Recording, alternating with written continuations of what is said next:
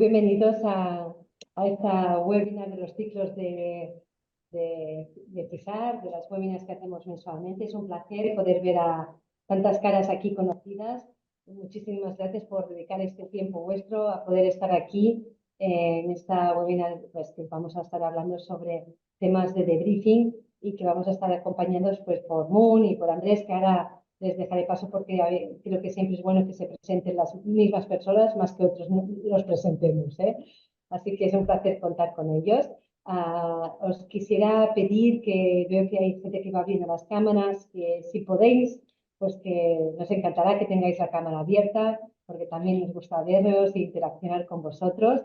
Así que si puede ser, por favor, no dudéis en abrir cámaras, que así nos vemos. Por otra parte, también durante la webinar, como siempre, si tenéis preguntas, tenéis dudas, queréis formular alguna pregunta al final, dedicaremos un tiempo para poderlas hablar, para poder comentarlas conjuntamente. Así que no dudéis de hacerlo en el chat del webinar, ¿sí? Muchísimas gracias de nuevo por estar esta tarde y sin más preámbulos vamos a comenzar. Andrés, Moon, ¿os parece que os presentéis y os conocéis? Yo creo que ya hay mucha gente que os conoce, porque estoy segura que aquí hay gente que conoce vuestra trayectoria, pero así también pues aprovechamos. ¿Quién comienza? Andrés, por supuesto. Venga, Y vamos allá, Moon, Andrés. pues. Pero ha comenzado antes, Moon. Ok, bueno, pues Moon me dio el paso primero, entonces seré yo. Hola a todos, qué gusto estar acá con ustedes compartiendo un rato. Veo varias caras conocidas. Un saludo desde Chile. Soy Andrés Díaz Guío, soy médico intensivista de profesión. Mi doctorado es en ciencias de la educación y me dedico a la simulación ya hace un rato, 20 y algo de años. Y encantado con las conversaciones y las reflexiones que llevan a aprender. Entonces, digamos que en eso he centrado mucho mi carrera educativa y así que este tema me fascina y estar compartiendo acá con Moon, con Aida, me parece genial, estoy muy feliz y bueno, pues también aquí con ustedes para luego poder conversar. Así que gracias por la invitación, Aida. Y bueno, ahora Gracias, sí, Andrés, ¿verdad? Moon, Bueno, venga, vamos allá. por favor. Yo soy Moon, nombre raro, pero es mi nombre. Si alguien lo tiene ahí preguntándose, es mi nombre real, no es ningún apodo. Yo soy enfermera de profesión, aunque ya hace muchísimos años que me dedico al mundo de la educación y especialmente en simulación, no tantos como Andrés. Yo creo que llevo unos 10 años o un poco más, no lo sé, más o menos, pierdo la cuenta. Y pues como Andrés, apasionada de escuchar y de hablar. Las dos cosas me gustan, así que pienso que estamos en el lugar idóneo.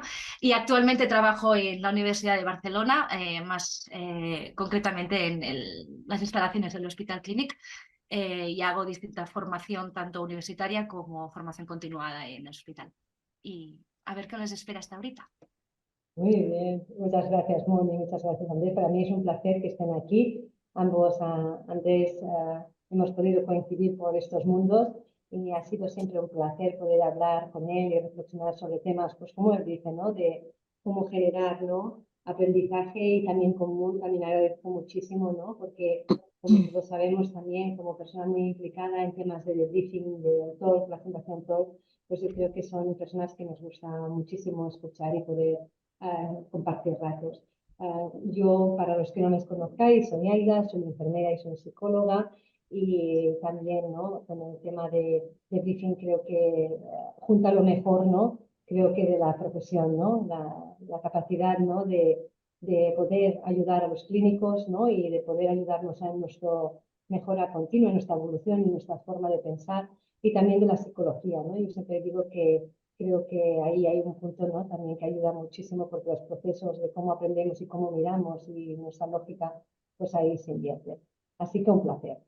Y dicho esto, pues cuando estábamos hablando con Moon y con Andrés, ¿verdad? Dijimos, bueno, pues qué cosas queremos compartir y hay varias cosas que queremos hablar con vosotros, pero sí que pensábamos que nos gustaría mucho enmarcar como un marco general de qué entendemos nosotros como premisas básicas, ¿no? para poder entrar en el tema de debriefing, ¿no? ¿Qué elementos pues, consideramos que, bueno, que entendíamos que eran esenciales cuando uno está trabajando en debriefing?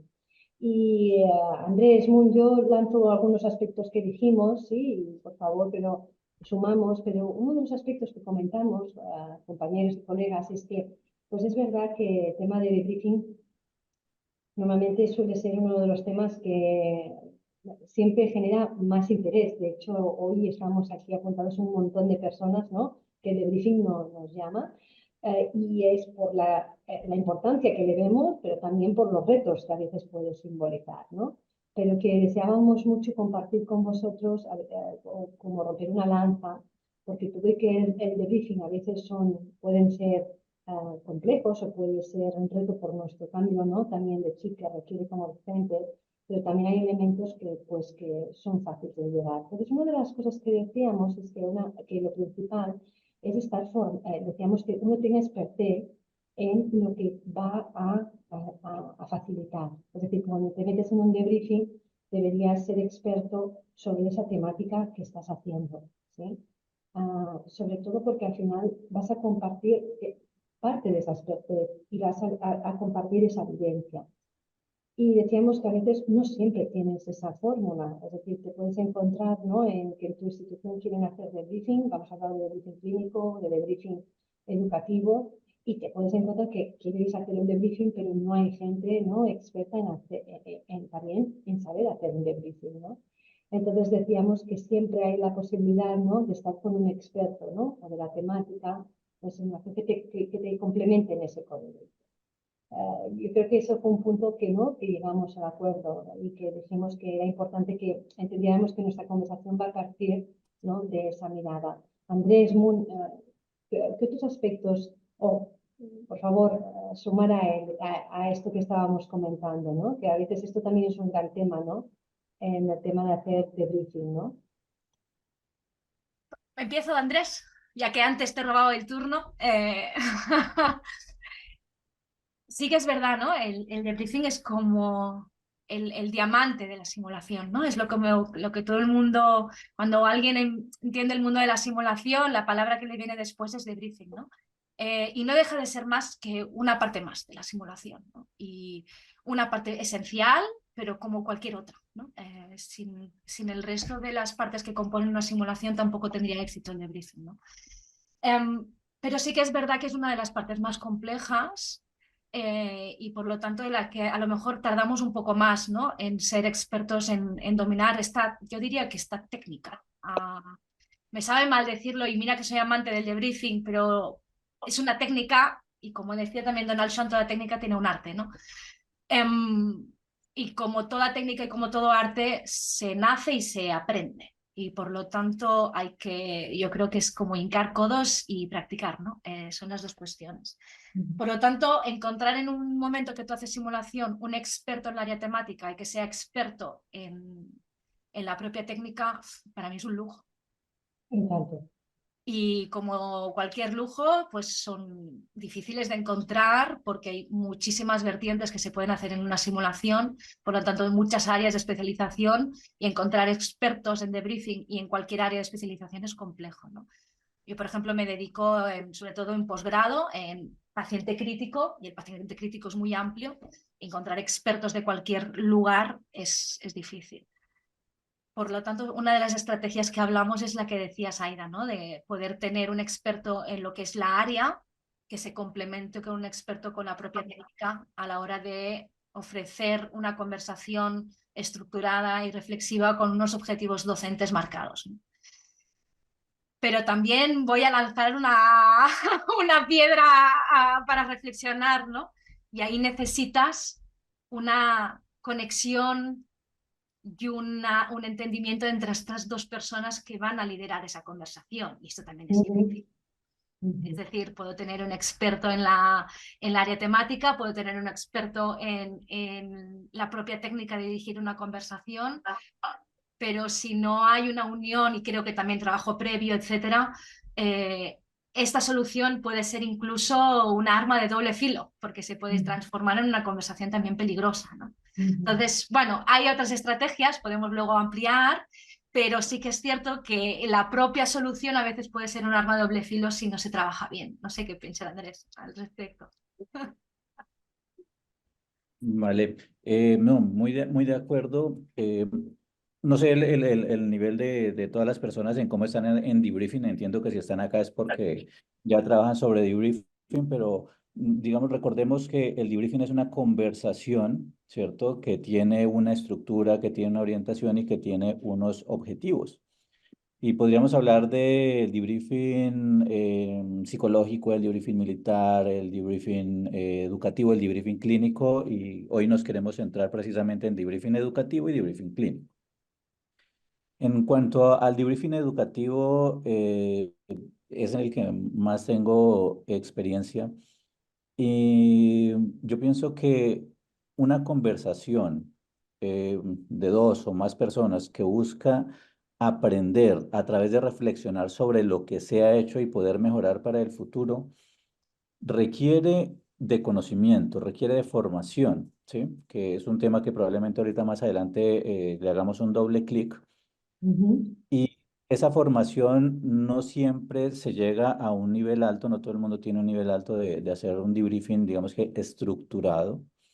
Así que contar con una persona que nos pueda ayudar está buenísimo. Nosotros tratamos de trabajar con codocencia y en esa codocencia, generalmente el codocente es una persona que no es tan experto disciplinar, pero sí es un experto educador, educador en simulación. Y entonces tener esta estrategia permite que tenga un mayor rendimiento el aprendizaje en la simulación clínica.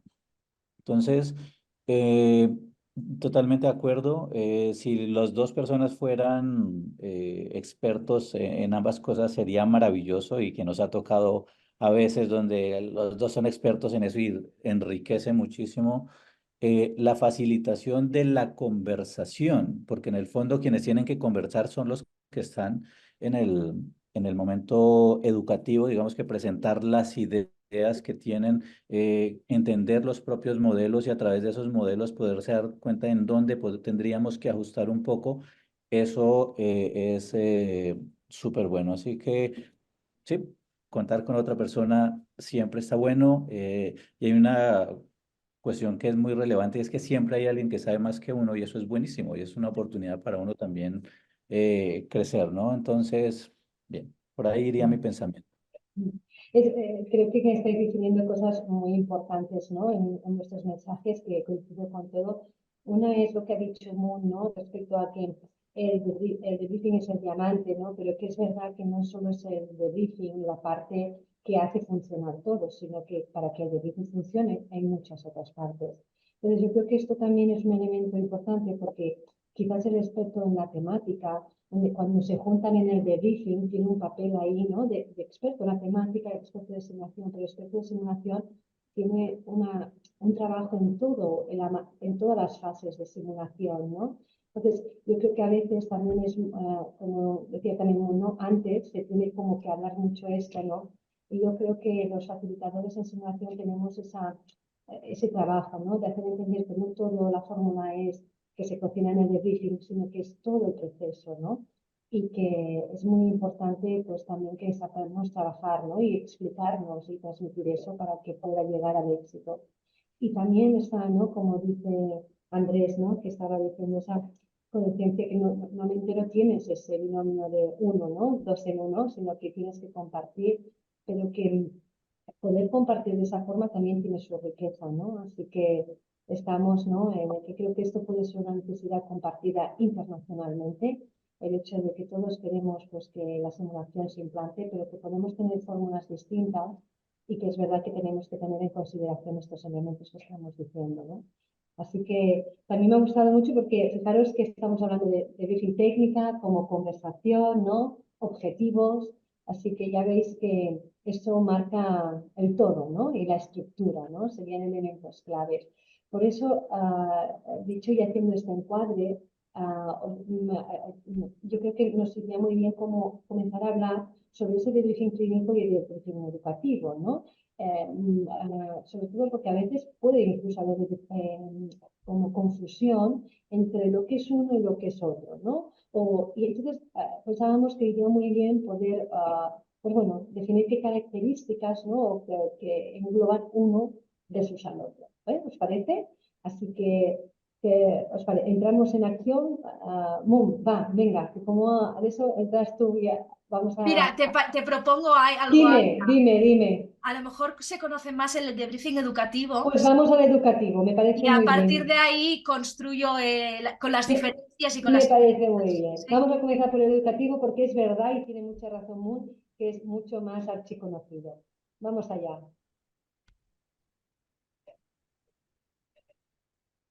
Andrés, ¿tú qué nos ¿Eso es pase explicarías? para mí? No entendí el pase. Sí, Ha sido un Ok. lance, ha sido un lance directo. Mirad, esto le pasa a Andrés Sí, por sí. hacer videoconferencia con nosotras.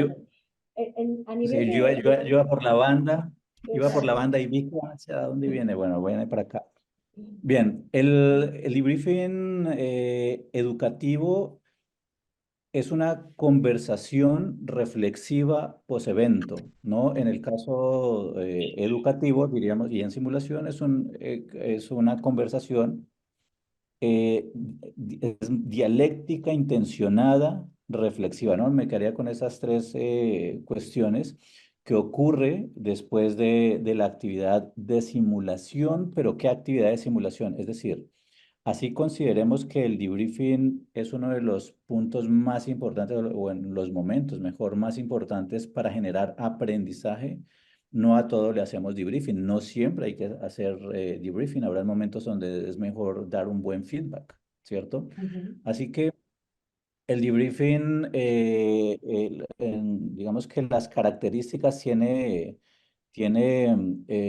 unos momentos clave, ¿no? Yo más o menos utilizo cinco, ahorita les voy a dejar una infografía en el chat, pero Ujú. yo inicio con una introducción donde lo que buscamos es orientar a los participantes a lo que vienen, diferente del brief o el pre-brief, como lo queramos decir antes de la simulación.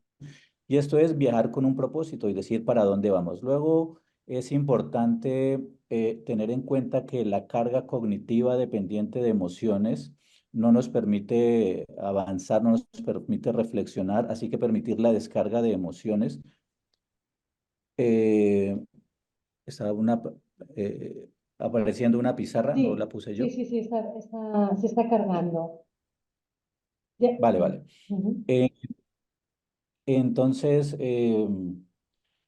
permitir esa descarga de emociones nos permite luego reflexionar, o sea, el cerebro que se prepare y ahí digamos que tener en cuenta la emoción y manejarla antes de entrar al proceso cognitivo, lo considero muy importante dentro de la estructura del debriefing. Ujú. Luego, la reconstrucción de los hechos, o bueno, lo que llaman la cronología de los hechos, etcétera, la reconstrucción de la realidad es un espacio fundamental para entender que sí se vivió lo que se debió vivir o lo que pensábamos nosotros que era nuestro escenario. Luego podemos hacer un doble clic allí. Luego explorar. Y yo utilizo mucho deconstrucción, indagación y persuasión para explorar y ahí buscar modelos mentales. Y luego una fase de síntesis. Es decir, el debriefing tiene un objetivo, el objetivo es lograr aprendizajes.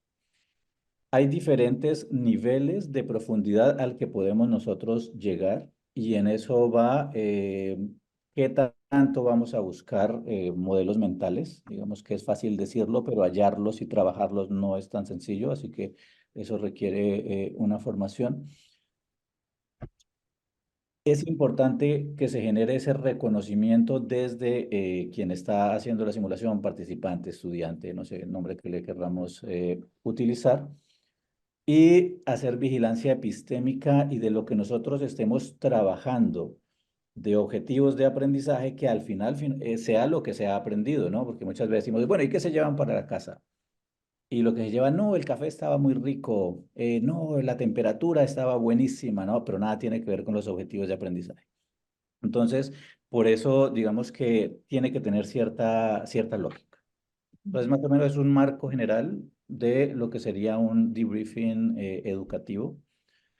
y eso difiere en algunas cuestiones, se parecen algo, pero difiere mucho del debriefing clínico que ya Moon nos va a conversar. Ok, pues utilizo las palabras, me he ido apuntando las palabras de Andrés y así será más fácil hacer el símil o la diferenciación, ¿ok? Entonces, debriefing clínico es el debriefing que se enmarca dentro de un entorno asistencial, ¿ok? Y me gustaría hacer un pequeño inciso de cómo me llegó a mí el debriefing clínico para que entendierais cómo mi mente funcionó, para comprenderlo. Yo hacía mucho debriefing educativo, mi mundo es el mundo educativo, y llegó un punto en que los estudiantes me decían, son profesionales, me decían, Moon, yo me quiero llevar esta herramienta a mi lugar de trabajo. ¿Cómo lo hago? Y dije, no puedes. Fue mi primer sentimiento es, tienes que formarte, no puedes, ¿no? No, y dije, pero es lo más lógico. O sea, ellos ven la utilidad de este debriefing donde les ha resultado un lugar donde estaba generando, porque creo que el debriefing genera un entorno de confianza, de respeto, de comprensión del otro, del entendimiento del otro, de empatía, y necesitaban crear ese clima en su lugar de trabajo y necesitaban tener estas conversaciones, ¿no? Y los entendía y decía, pero no soy capaz. Esto hace ya muchos años y a través de mi compañera de trabajo, Esther León, conocimos a Cristina Díaz Navarro, que en ese momento estaba generando un debriefing clínico. Hay más de un modelo como de debriefing educativo. Y le dijimos, ¿qué es lo que haces? Lo necesito. ¿No? Pero por la simple idea de que la gente salía muy bien de esas conversaciones, ¿no? Y quería extrapolar de una forma muy natural al ámbito asistencial. Me fui entrando en el mundo del debriefing clínico y las diferencias y las similitudes ¿no? Se han ido como poniendo un poco en orden. ¿No? Como decía Andrés, es una conversación reflexiva intencionada, me ha gustado mucho la palabra intencionada, no es algo que surja y que no es algo que nadie quiere. En el debriefing clínico también lo es intencionado. Y post-evento, en el debriefing clínico también es post-evento, pero añadimos que puede ser incluso en cualquier lugar, en cualquier momento. No hace falta que suceda algo crítico, sino que en cualquier momento en que cualquier profesional necesite hablar y tener una conversación estructurada e intencionada con sus compañeros, puede hacer un debriefing. Entonces, postguardia, después de un turno pactado, no pactado, ¿no? Por necesidad intrínseca de un momento o que sea pactado un día de la semana, ¿no? Hay muchas fórmulas, pero no siempre son post-evento, ¿no? Me ha gustado mucho, dice Andrés, genera aprendizaje, ¿no? Y el debriefing clínico no busca tanto a veces generar aprendizaje, estamos hablando de unos profesionales asistenciales que necesitan hablar, pero sí que la intencional del debriefing clínico es que busca soluciones. Y me extiendo en eso, a veces hago formación continuada en el hospital y cuando yo hago el debriefing a los profesionales de la formación continuada, ellos saben más del lugar de trabajo que yo, porque ellos trabajan ahí, yo no. Entonces, cuando tienen un problema y buscan soluciones, las mejores personas para poder aportar soluciones a problemas son los propios profesionales que trabajan ahí. Por lo tanto, el debriefing clínico busca eso, que ante un problema, en vez de irnos a hacer el café o a desahogarme con el compañero, tenga una conversación estructurada, intencionada, con el objetivo principal de buscar una solución.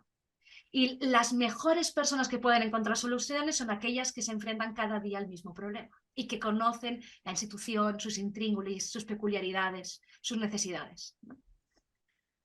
La estructura de Andrés es parecida a la del debriefing clínico, pero una de las diferencias radica en la parte de emociones, porque depende de qué entornos, todos trabajamos en el mundo asistencial, abrir la caja de Pandora de emociones, o eres experto en el tema, o abres una caja que no vas a poder cerrar, y es muy peligroso abrir.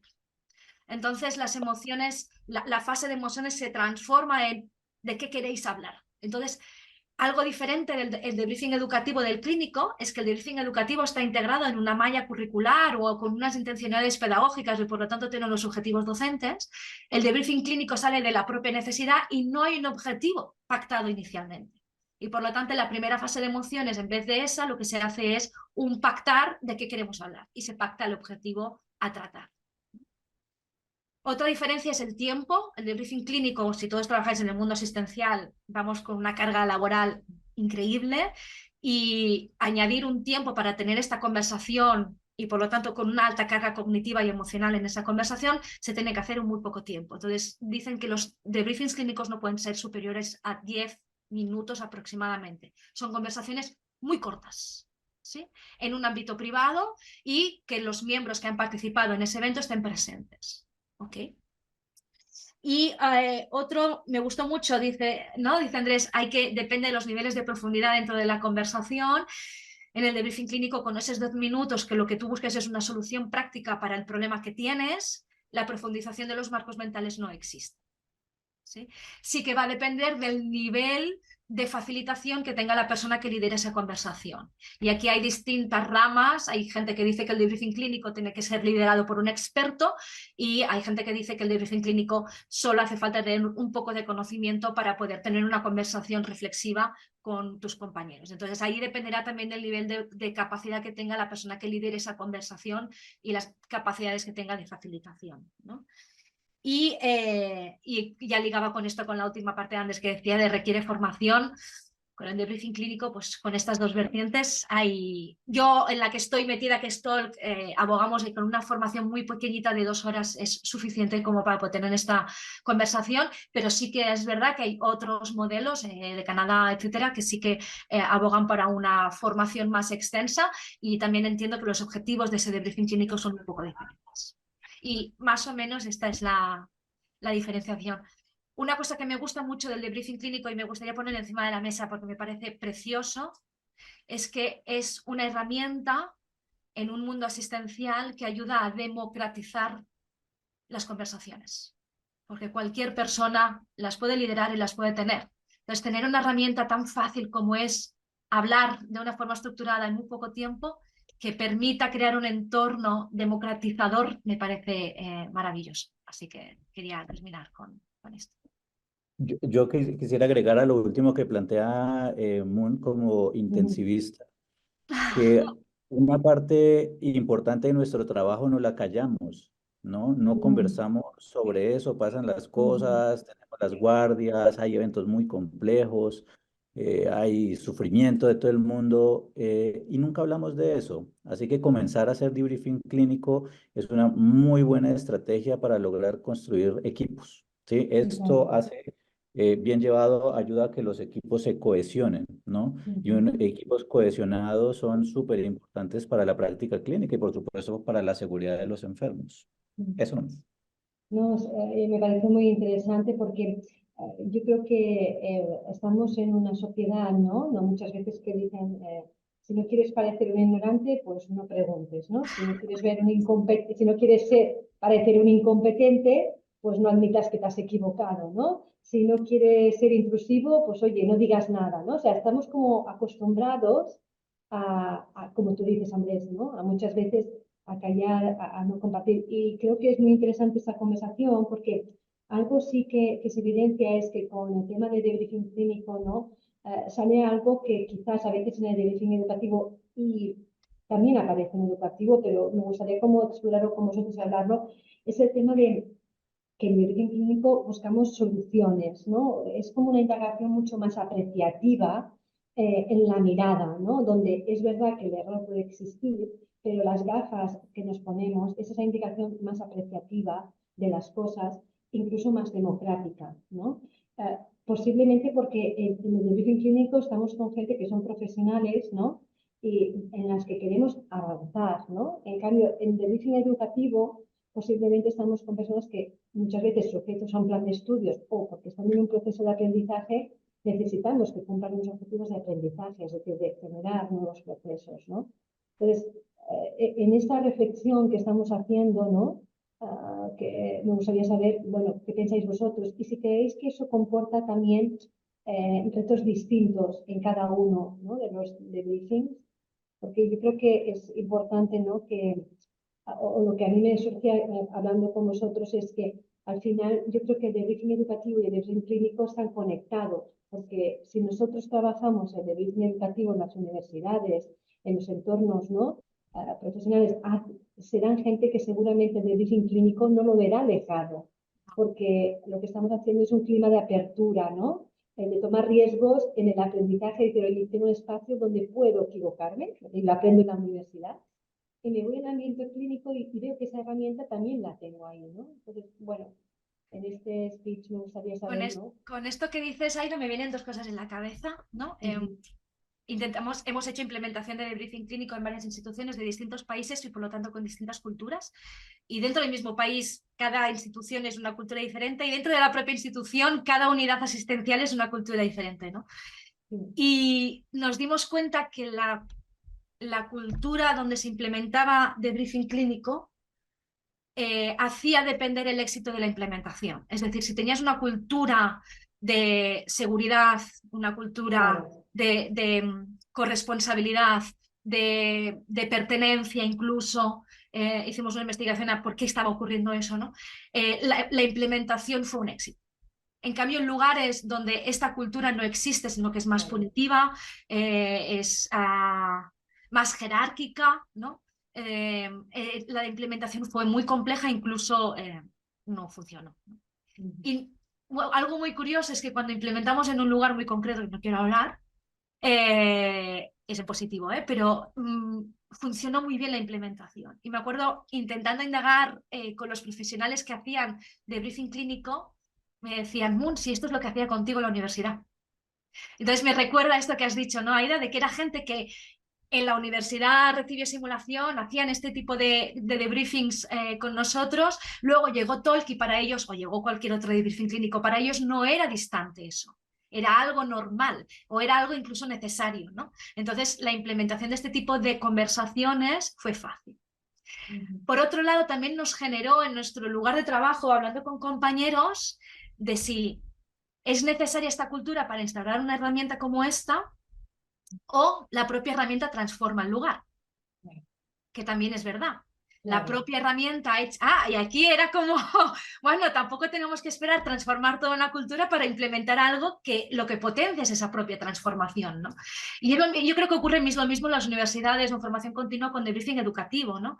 Hace falta que toda la institución apoye para poder hacer este tipo de actividades docentes que promueven una reflexión, que promueven un entendimiento del otro, que ¿no? promueven un comprender la visión del otro, o la propia herramienta y el propio método lo que hace es transformar con mucho tiempo, también lo digo, con muchos años y mucha paciencia la propia cultura institucional, ¿no? Y eso nos pasó en el debriefing clínico, pero creo que en el debriefing educativo, en las universidades, en cualquier institución educativa, sucede lo mismo. No todo el mundo hace simulación a borbotones, sino que es un paso poco a poco y se contagia, ¿no? Y el propio método transforma la cultura. No sé, me venido eso cuando hablabas ahí. Andrés, que movías así la cabeza, no sé qué estás pensando. Estoy de acuerdo contigo y me gusta la última parte donde una herramienta puede transformar un entorno, ¿no? Digamos que nosotros podemos, bien sea en el debriefing educativo o en el debriefing clínico, buscar implementarlo desde normatización, ¿cierto? Vamos a utilizarlo por seguridad de los pacientes, vamos a incorporar esta herramienta o X, o en el ámbito educativo. Sin embargo, el uso paulatino, creciente de este tipo de herramientas va generando una permeabilidad en la cultura, porque cuando se impone verticalmente, eso no genera un cambio real. ¿Sí? El cambio se da cuando se va utilizando y se van viendo las ventajas y va cambiando los imaginarios sociales de las personas que están allí, bien sea en un ambiente clínico o en un ambiente educativo. Habrán otros momentos donde demostrar cierta evidencia, por ejemplo, en el caso del debriefing clínico que a mí me parece tan importante, y es cómo se ha demostrado incluso disminución de mortalidad, ¿cierto? Por ejemplo, en cuestiones de reanimación cardio-cerebropulmonar, o cómo se logra la integración de equipos y el performance de equipos a futuro, ¿no? Tanto en el debriefing educativo como en el clínico buscamos mejorar, ¿sí? Buscamos mejorar para el futuro. Entonces, ese cambio cultural se va dando y se va dando en el momento en que se va haciendo uso de, como dijo Moon, hay diferentes herramientas. Soy más cercano a Talk, pero hay otras herramientas también y que tienen la pretensión de mejorar, ¿cierto? Y eso es súper relevante. Yo creo que ahí lo que Andrés termino y le dejo paso a Aida, ¿eh? Creo que es como hacer una revolución desde abajo, pero con un soporte institucional desde arriba, ¿no? Y cuando los soportes vienen desde abajo y desde arriba a la vez, Claro. yo creo es que cuando hay esa transformación, ¿no? Y Mm. tenemos que ser partícipes de los dos lados. Sí. Sí, creo que esto es muy interesante porque este efecto, ¿no? Yo creo que cuando estamos aplicando simulación de briefing estamos haciendo un efecto en la persona, ¿no? Por lo tanto, esa persona, pues esa mentalidad de crecimiento, de aceptación del otro, de mirar, ¿no? Desde la perspectiva de los demás, de la gestión de las propias emociones, de la propia parte profesional más técnica, ¿no? Que, como decimos, como ayuda, pero tiene un efecto en el equipo que está esa persona.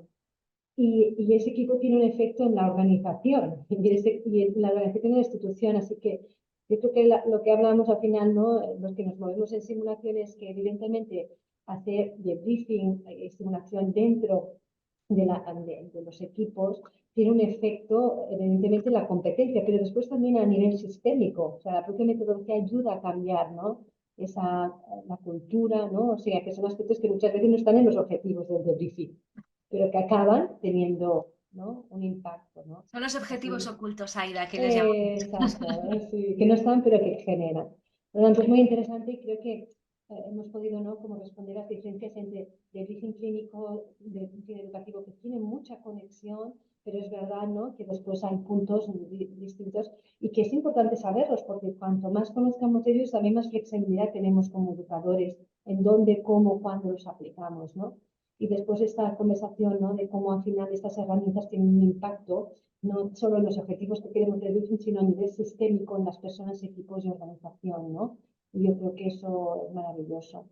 Y también, y si os parece, para ir avanzando, una de las cosas que también hablábamos era que cuando te pones en debriefing siempre hay retos, ¿sí? No nos gustó mucho cuando decíamos retos, precisamente porque decíamos que al final nuestro deseo, yo creo que de toda la comunidad internacional de educadores, es no ver el debriefing como bueno, el único elemento que vamos a poder controlar de alguna forma o que nos va a llevar problemas, sino al contrario, ¿no? Como un elemento de valor y que se puede hacer y que puede ser fácil hacerlo. Y herramientas como TOR o muchas herramientas que nos permiten tener estructura, como antes ha dicho, porque un elemento clave de la calidad es tener estructura de briefing, ¿no? Y que no se convierta en una conversación no intencionada, sino que es intencionada y con unos objetivos. Pero siempre hay aspectos que como instructores, como educadores nos podemos encontrar. Entonces, Andrés, ¿os parece que compartamos quizás retos, situaciones que nos podemos encontrar o que os habéis encontrado en vuestra carrera profesional con el debriefing, que, bueno, podamos compartir, ¿no? Y que podamos un poco, pues, reflexionar en cómo los gestionamos?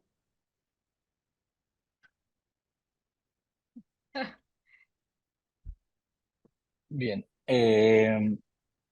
yo pienso que hay dos cuestiones, las dificultades en hacer debriefing y los debriefing difíciles, ¿sí? Son Mm. dos cosas que son Me muy parece diferentes, una pero que a veces se ve diferenciación como lo muy mismo. bien. Sí.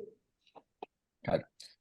Cuando nosotros estamos empezando a tener este tipo de conversaciones, generalmente, que ahorita tendríamos que revisar nuestras biografías escolares y cómo va esto en nuestro mundo de formación como educadores en simulación. Pero al comienzo tenemos una estructura del que aprendimos probablemente en un curso corto, no lo sé, donde vimos a unos modelos que lo hacían supremamente bien, nos parecía que lo hacían supremamente bien y lo queremos emular. Y ese emular tenemos en nuestra cabecita, tenemos qué hizo primero, qué hizo después. Entonces uno se está diciendo, bueno, estoy en la fase de emociones y en la fase de emociones está esto. Y entonces eso se convierte en carga cognitiva, ¿no? Recuerden que la teoría de la carga cognitiva propone la cantidad de energía mental que dedicamos a algo y depende de la dificultad de la situación, pero también el ruido que nosotros mismos nos hacemos como carga extraña, carga extrínseca, nuestro propio pensamiento, ¿cierto? Y nuestras propias emociones, cómo juegan allí, ¿no? Entonces, seguir como un esquema, como un sketch del debriefing, eso se convierte en una dificultad para hacer debriefing de calidad. ¿sí? Así que por eso hoy día, yo antes me lo aprendí así, ¿no? Uno, viene esto, luego lo otro, luego lo otro, luego lo otro, y las personas a las que he ayudado a aprender me han dicho exactamente lo mismo. O sea, hemos pasado, transitado el mismo camino. Entonces, yo ahora no enseño eso.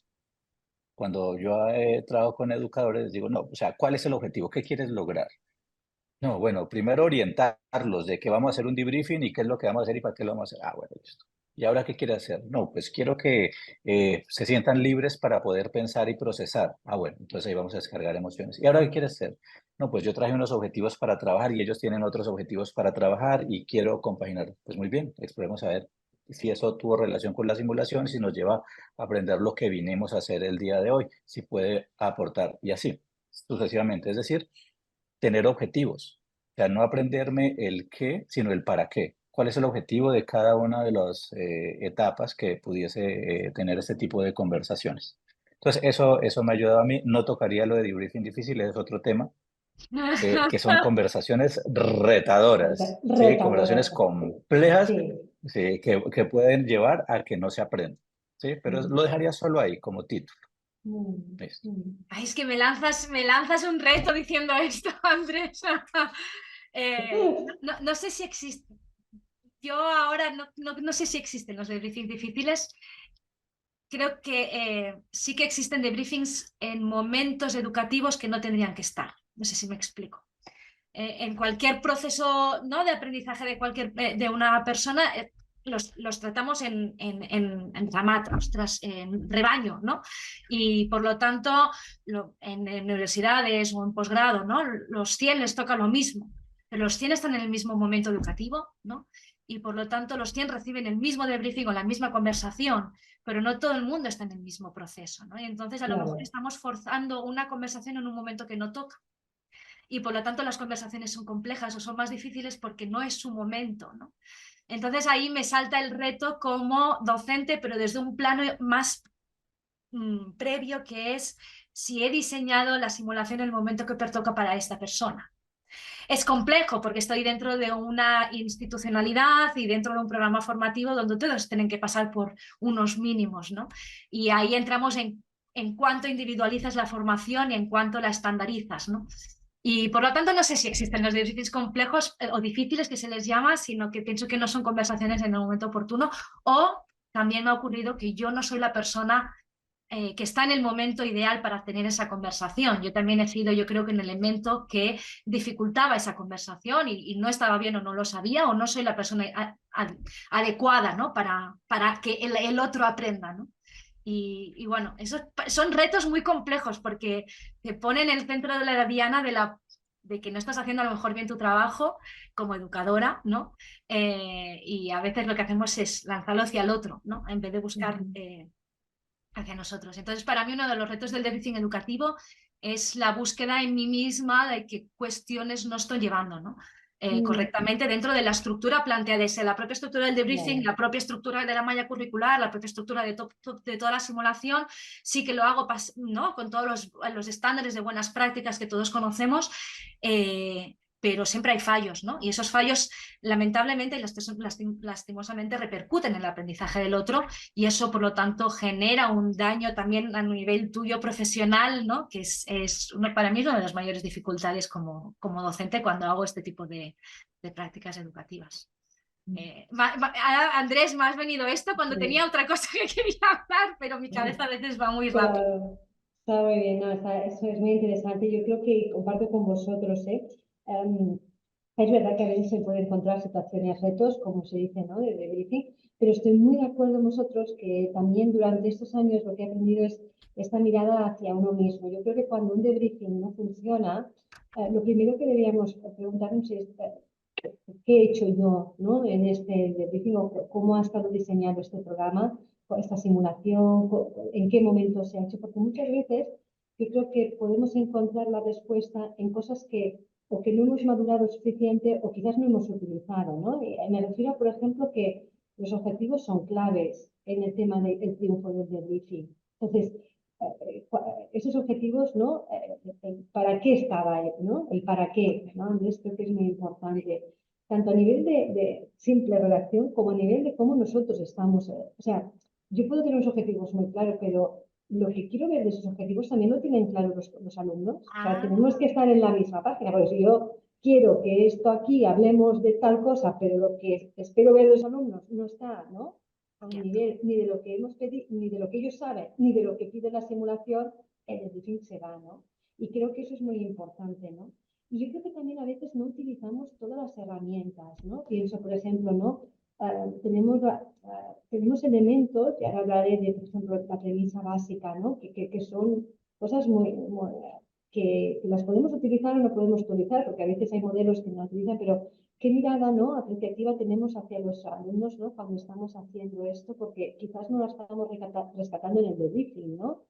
O la escucha activa. Yo siempre, a veces me sorprende, o bueno, más que me sorprende es que cuando yo comencé debriefing me parecía tan difícil, y me parecía tan difícil porque estaba allí escuchando a los alumnos, escuchando a los profesionales, y yo ya estaba pensando en la siguiente pregunta que hacer. O sea, ¿no? Estaba, a ver, ¿cuál es el? Entonces, creo que el entrenamiento de escuchar activamente, que esto es un título muy bonito, pero cuando te lo tienes que aplicar es difícil, porque al final comprendes que quien tiene el conocimiento es el participante, no tú.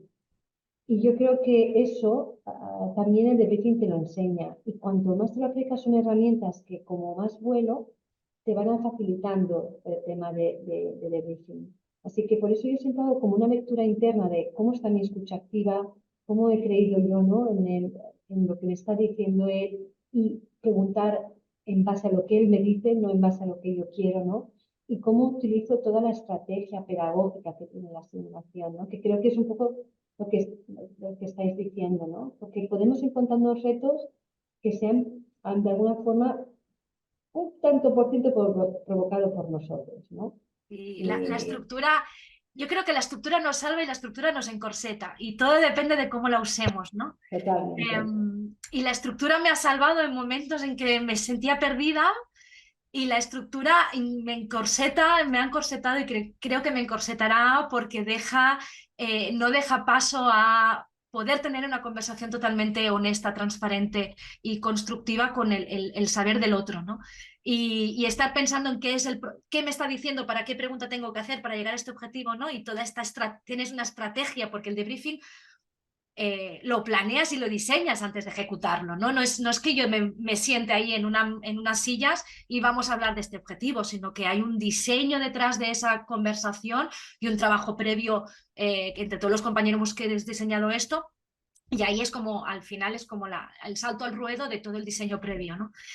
Pero sí que es verdad que entonces ese diseño y esa estructura, si me engancho a ella, pierdo la propia esencia, que es Gracias, la Andrés. conversación, ¿no? A la vez me salva. Entonces, bueno, esa dualidad la tendremos siempre con la propia estructura, ¿no? Sí, sí, estoy de acuerdo. Sí, ahí quisiera comentar algo, y es que también depende del nivel, así como, bueno, existe por ejemplo, la curva de Dreyfus y Dreyfus de desarrollo de habilidades, ¿no? Comenzamos siendo Sí. novatos alguna vez y luego, ojalá, lleguemos a ser maestros, ¿no? Por lo menos expertos. Y también a ese nivel, probablemente cuando estamos en un nivel bajo de la curva, como debriefers, tener una estructura nos ayuda a anclarnos en algo para seguir, pero luego, a medida cuando uno va avanzando, esa estructura no es tan necesaria. Yo Mm. pienso que el objetivo de un debriefing educativo es diagnosticar los por qué sucedieron las cosas como sucedieron, y para eso la debo utilizar. Y ahí es donde me encuentro muchas veces con las personas a las que les ayudo a aprender esto, y es que están explorando y explorando y explorando y explorando todo el tiempo, pero ya, o sea, ya lo tenías ahí, enseña. O sea, encontramos dónde está la brecha y Claro. la cerramos con algo. O sea, aquí habría que intervenir, no seguir explorando y explorando, y al final todo queda como tan etéreo, como de, bueno, ¿y esto qué? Sí, hablamos en profundidad y todo eso, pero no tratamos, ¿no? Entonces, yo diría que eso, a medida que vamos avanzando, se va haciendo un poco más sencillo también. O sea, eso no se aprende como una receta de cocina, no. Es verdad, Bueno, Andrés. es una habilidad que Eso. se aprende como intubar. Una intubación difícil lleva años, se Claro, aprende, totalmente. y es lo mismo que cuando aprendimos todo desde el ABCDE, ¿no? El ABCD Claro. nos encorsetaba, pero luego la valoración de un paciente la haces de una forma muy integrada y tienes el ABCD integrado y lo ejecutas, ¿no? Y está allí, ¿no? Pero saber volver a las bases yo creo que es interesante. Y algo que me gusta, Andrés, ¿no? De que explores y exploras, y me gusta la analogía de que todos somos del mundo asistencial y me gusta el hecho de que exploras y diagnosticas con la escucha, ¿no? Y tratas con la palabra. Y yo creo que es lo que hacemos un diagnóstico y un tratamiento con esa conversación utilizamos la escucha y la palabra para ello, ¿no? Y yo creo que se tiene que enfocar hacia ahí el debriefing. Tiene una estructura, pero nos permite hablar, diagnosticar dónde están esas posibles áreas de mejora o de mantenimiento, porque hay mucha gente que hace muy bien las cosas y no nos centramos en ellos, y que sean conscientes de cómo lo tienen que replicar en el futuro, ¿no? Algo que han hecho bien y yo creo que no toman conciencia. Pues eso con la palabra y la escucha. Me parece muy interesante lo que estamos hablando. En resumen, de alguna forma, y para ir pasando a la segunda pregunta, es que al final en temas de debriefing yo siempre digo que hay como las 4 Es, ¿no? Que es, bueno, pues tenemos que tener esa estructura, ¿no? En que cada momento pues tiene unos objetivos. Tenemos que tener estrategias, ¿no? Porque muchas veces también, ¿no? Donde el preguntar, ¿no? Es una de las como de las estrategias nucleares que se utilizan y es todo un reto, ¿no? Después es el enfoque, ¿no? Que decimos con buen juicio, ¿no? Con integración apreciativa, que lo hemos ido viendo. Y yo digo que hay otra, que es o sea, yo diría que es el esquema mental que tenemos o los valores principios que nos mueve nuestra forma de ser como debriefers, ¿sí? Y me gustaría mucho, Andrés Mon, porque yo creo que una de las cosas, sobre todo en debriefing clínico, cuando tienes que facilitar en tu ámbito profesional, ¿no? Esa conversación, ¿no? Que busca soluciones, pero muchas veces puede ser un reto, porque quizás tú estás en esa posición, los demás no están en esa posición. Entonces, yo creo que evidentemente ahí hay una estrategia y un modelo que nos pueden ayudar, pero ¿qué elementos os ayuda a vosotros, ¿no? ¿Desde dónde os movéis, ¿no? Para que cuando toméis el debriefing, ¿no? Lo hagáis con ese chip, yo siempre digo, ¿no? Con ese chip de facilitador. ¿Qué valor, qué es lo que os hace abrir la puerta para hacer una simulación y que os ponga, Yo ¿no? En ese punto? esta reflexión la tuve hace unos años a raíz de un profesor de la Universidad de Pedagogía que era profesor de relaciones pedagógicas y nos intentó hacer un trabajo sobre que intentaras describir cuál es tu relación con el saber pedagógico. Y dije, vaya final de trabajo semestral. Y me encontré con mi propia respuesta y es a esto. Cuando empecé a hacer debriefings, los alumnos no me respondían y dije, ¿cómo hacemos esto? ¿Por qué la fase de emociones nadie me dice nada? Y tenía a mi mentora detrás. La pregunta no es correcta. Digo, ¿cómo que no? Si replico la misma que tú. Me dicen, ya, pero no es la misma. Y con el tiempo me di cuenta, y es mi relación con el saber pedagógico, que tengo que ser honesta. Y cuando mi pregunta utilizaba las mismas palabras que mi compañero, pero no era honesta con lo que estaba preguntando, existía el silencio. Y existía separación, el vacío y me iba abajo, ¿no? Entonces, una de mis premisas imprescindibles para tener una buena relación con el otro, pero sobre todo con el saber pedagógico, es la honestidad y la transparencia. Yo creo que a la que paso por la puerta, estos son mis dos principios. Sin eso estoy perdida en el abismo y ni la estructura me salva. Muy buenos valores, muy buenos valores. Andrés, Bueno, yo pienso que depende de lo que vamos a hacer. O sea, para mí siempre lo que me guía son los objetivos de qué voy a hacer, ¿no? Y digo, si en la terapia intensiva voy a hacer debriefing clínico, digo, bueno, ¿cuál debriefing clínico? ¿No? ¿Voy a hacer debriefing de los eventos? Pues un debriefing de rutina, ¿no? Porque son diferentes, ¿cierto? Y en los eventos digo, bueno, lo voy a hacer en caliente, lo voy a hacer en tibio, lo voy a hacer en frío. ¿Cuándo lo voy a hacer? Entonces, eso me guía. Y en el debriefing educativo, el tiempo. Porque si yo no tengo tiempo para hacer un debriefing, no debo hacer debriefing. O sea, estamos maravillados siempre diciendo, ¿cuándo hacemos debriefing? Pero también hay que pensar cuándo no hago un debriefing, cuándo es mejor utilizar otra estrategia. a veces vemos la simulación como una herramienta y para mí es una caja de herramientas, o sea, son muchas vertientes, son muchas cuestiones que podemos utilizar. Eso es para esto, eso es para lo otro y esto para más allá. Pero entonces hay que contar con ese tiempo. En el debriefing clínico, ya bien lo dijo Mon, 10 minutos, es que más de 10 minutos no, porque no tenemos tiempo, o sea, tenemos que hacer otras actividades, ¿cierto? Pero si en un debriefing clínico, perdón, educativo, no tengo en cuenta cuánto duró la simulación planeada y cuánto tiempo tengo para hacer el debriefing y lo puedo conservar, pues no me permitiría. Bien, lo tenemos. Entonces, ahora que estamos allí, para mí lo importante es tener curiosidad, ¿sí? Ujú. Querer explorar, porque si yo digo, bueno, yo hago debriefing en profundidad y si no quiero explorar, pues no voy a estar ahí porque lo que voy a hacer, ahí sí va a rayar con lo que dice Moon de la honestidad. O sea, no voy a ser honesto porque no quiero, si les voy a hacer unas preguntas, pero esas preguntas se sienten cuando son artificiales, cuando yo no quiero conocer el de verdad por qué, ¿cierto? Eso se percibe. Entonces, Totalmente. esa curiosidad es súper importante y el deseo de ayudar al Ujú. otro a mejorar. Entonces, eso para mí son los insumos más importantes. Con la honestidad que dijo Moon, yo lo utilizo en los debriefing que yo hago, en que yo pongo las cartas sobre la mesa, ¿no? O sea, ¿qué es lo que vamos a hacer? ¿Para qué lo vamos a hacer? Pero también pongo mi modelo mental sobre la mesa, lo que tengo yo sobre sí, Ujú. una cuestión X, para Ujú. que el otro también pueda poner su modelo mental sobre la mesa, Ujú. ¿cierto? Porque si Correcto. no se hace muy complejo llegar Mm. a verdades, ¿no? Y en el fondo eso es lo que queremos, llegar a la verdad de lo que sucedió, las razones para poder ayudar, poder. Seguimos con la analogía de diagnosticar, tratar y escoger la Tratar. herramienta para tratar. Me parece Eso. muy importante lo que decís, porque yo creo que no la simulación que decíamos, hay estructura, hay estrategia, ¿no? Hay un modelo pedagógico. Y yo creo que uno de los retos, creo que también internacionales, es qué principios y valores nos mueven dentro, ¿no? del debriefing.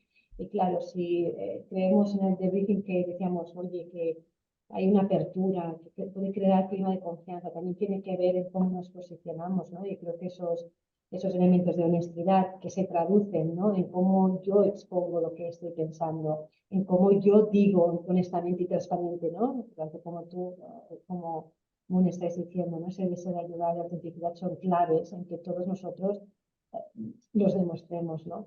Para mí, yo con el transcurso de los años, lo que me ayuda muchísimo es, al final, es ver que la gente, la capacidad y que al final la gente brilla, ¿no? Cuando tú ves profesionales que están en el debriefing y están haciendo un esfuerzo, ¿no? Sea clínico, en el debriefing clínico educativo, de cambiar, de mirar las formas de hacer, de mirarlas de forma distintas, de entenderse, ¿no?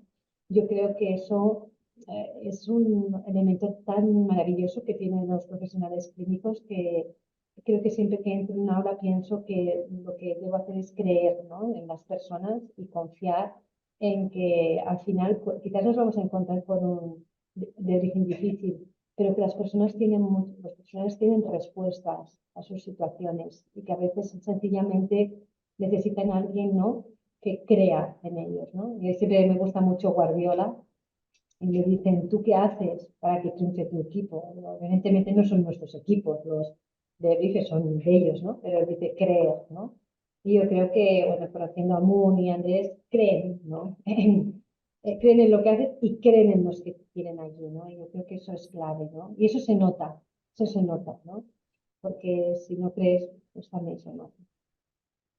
Chicos, yo creo que, bueno, tenemos que hacer y plantear, tenemos, bueno, alguna gente ha ido planteando algunas preguntas, pero nos gustaría mucho porque vemos aquí gente, yo seguro que vosotros conocéis a gente y yo conozco gente, yo veo por ejemplo aquí a Gina Rognoni, que es una crack, intensivista que está aquí y que ella, bueno, en temas de debriefing se rompe y hace, y hay mucha gente que está haciendo. No sé si os gustaría comentar algo, comentar, ¿no? Nos encantaría muchísimo, ¿no? Estamos on time, pero yo creo que podríamos dedicar 5 minutos si hay tiempo. Ya veis que Moon, Andrés y yo si nos tenéis aquí un ratito más. Y he dejado los deberes familiares con el tema de abuelas, así que lo tengo bien. Andrés está, ¿sabes qué pasa, Chile? Que en Chile, en Chile es 4 horas menos, chicos, aquí 4 horas más. Andrés, nosotros ya hemos finiquitado el día, tú aún no, pero tú te quedas. No sé si os gustaría plantear alguna pregunta.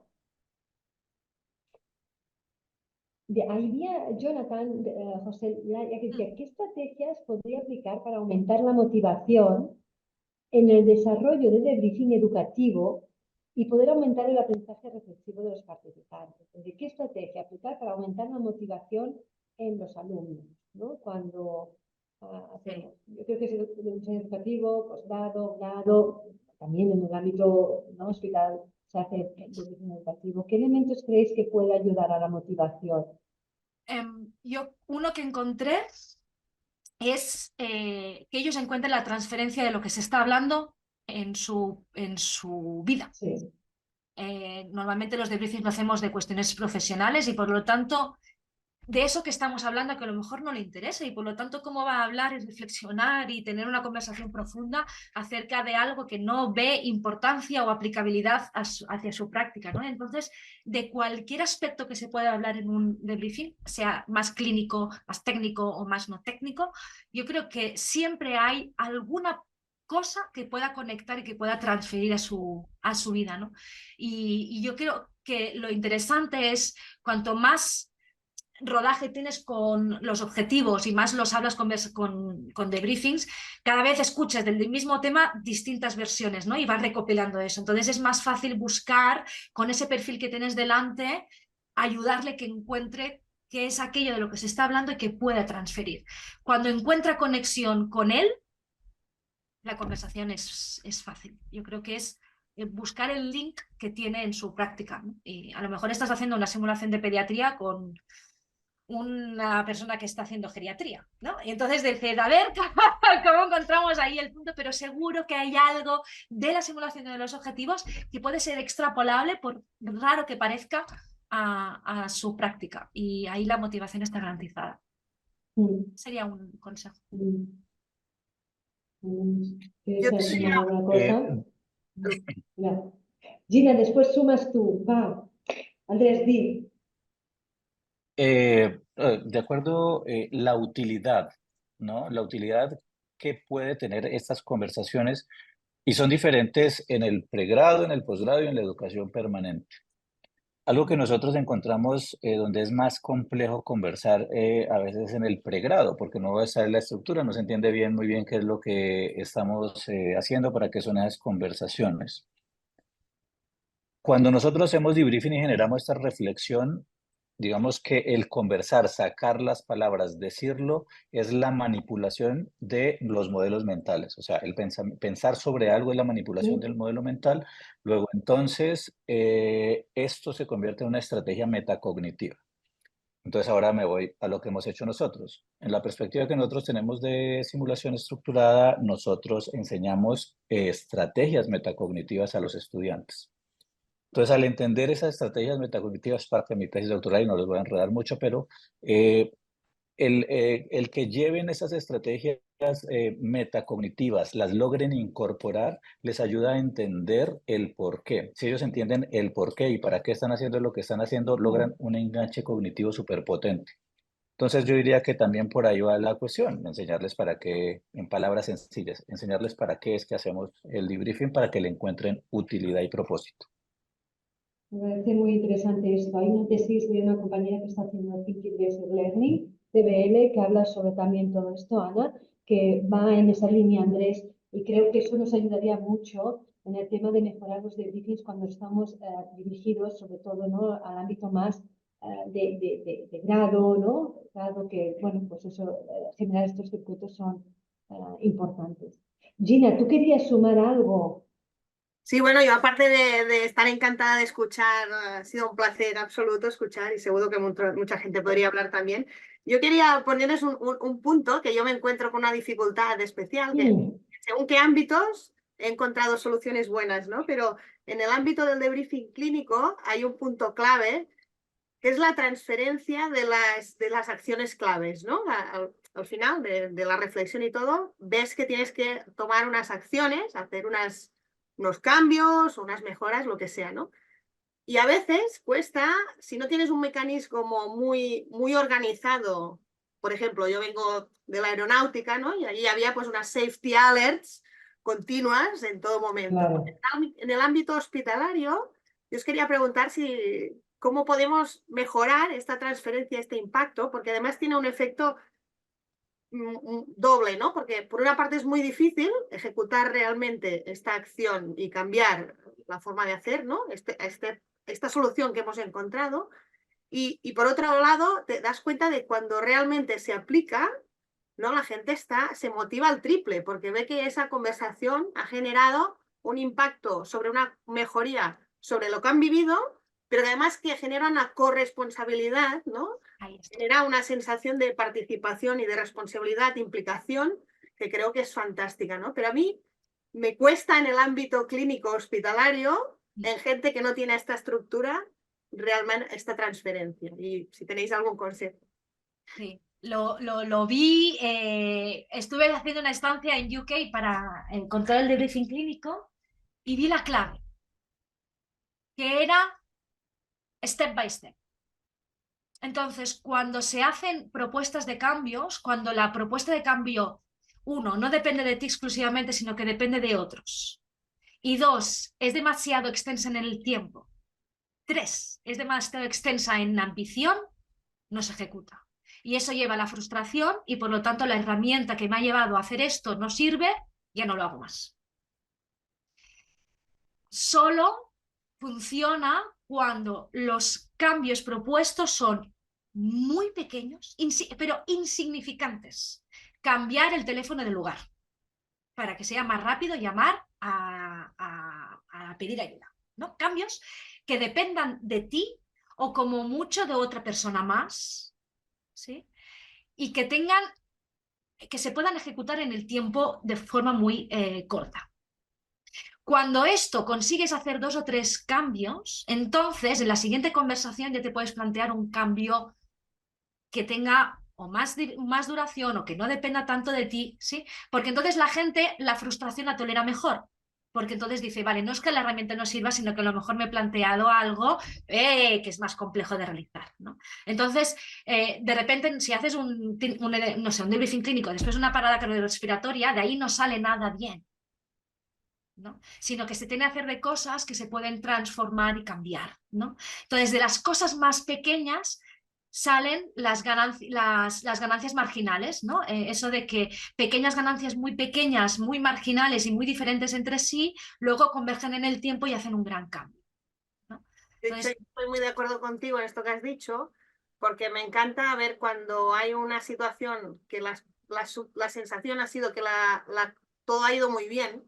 Cuando analizas estas situaciones que todo ha ido bien, encuentras pequeños huecos que son pequeños, ¿no? Y no tienen esta carga emocional negativa, pero encima ves que la gente hace el paso de hacer las cosas bien, intentar hacerlas mejor todavía, ¿no? Con más excelencia. Y estos debriefings clínicos para mí son muy importantes hacerlos siempre cuando las cosas tienes la sensación de que han ido muy bien, aún así. A mí estos son de los que más... Yo vi un debriefing clínico en postoperatorio que la movió, ya terminó, que lo promovió un celador porque estaba incómodo aguantando el paciente para no me acuerdo qué intervención quirúrgica, tenía que aguantar la pierna, era mucho peso, etcétera. Y cuando terminó toda la operación levantó la mano y dijo, yo quiero hablar. Yo creo que debería estar 20 años esperando para hablar y de repente pues le salió de dentro. El cambio que proponía era buscar un cojín que fuera más ancho para que soportara mejor el peso. Entonces dijo, yo lo voy a comprar. Lo compró, lo puso, aguantó mejor el peso, la intervención quirúrgica era más fácil. Entonces ahí es donde de esa conversación salió un cambio que dependía de él, era fácil y el resultado era directo, ¿no? Entonces promovemos estos pequeños cambios que parecen insignificantes, pero promueven muy buen estar entre los equipos y ayuda a la gente a hablar. Yo creo que son muy buenos consejos, ¿eh? Digo, de hecho, cada vez más se está hablando, ¿no?, en la literatura de cómo la simulación puede ayudar en la mejora cualitativa de los sistemas de salud, ¿no? Y yo creo que, bueno, pequeños pasos como este son importantes, ¿no?, y así que es importante tenerlos en cuenta. También yo os animaría a que todos los no tiene que ver con el briefing clínico, pero que todos los que estáis, ¿no?, en el ámbito sanitario, que estáis haciendo simulación y que estáis haciendo el briefing, que también la investigación es importante. Es decir, que si hay momentos en que hay un impacto de mejoras, ¿no?, que tienen, esto es importante explicarlo, porque al final es una corresponsabilidad que tenemos todos, ¿no?, en una sociedad altamente cambiante y compleja, ¿no?, y que nos ha tocado estar en esta sociedad, y yo creo que la simulación se está presentando como respuesta, ¿no?, a muchas cosas, por lo que decía Andrés, porque tiene muchos ingredientes. Así que bueno, que a veces, ¿no?, pequeñas step by step en el día a día, ¿no?, yo también que pensemos en fórmulas de explicar. A veces quizás no es científicamente, pero yo siempre digo que hay revistas como SimScience, ¿no?, que explica el día a día de las simulaciones. Y creo que la comunidad de simulación es tan importante porque nos podemos ayudar mucho, ¿no?, en conversaciones como las de hoy o en espacios más informales o en espacios de más formalidad. Chicos, estamos a 17:11. Vamos a dar muchísimas gracias a todos por estar hasta este tiempo. Gracias, Andrés, por estar aquí, porque tener a Andrés es un lujo, una persona que siempre gusta mucho escuchar, lo aprecio y lo quiero mucho como amigo. Y también agradezco muchísimo a Moon, que desde todo ha estado aquí, que les llamamos y bueno, buscaron la fórmula para estar. También le agradezco muchísimo. Gracias, Moon, porque también es un lujo poder tener y hablar de Tor, que yo creo que es una herramienta que todos debemos conocer y que facilita y ayuda. Así que muchas gracias, Mon, también, por estar aquí. Y nada, pues gracias a todos y nos vemos. Quedará grabada, así que nos iremos viendo por las grabaciones. Hasta lo del principio. Lo que no se podía decir, Importante. importante. Que vaya muy bien. Vale, muchas gracias. Un abrazo a todos. Hasta la próxima. Hasta la próxima.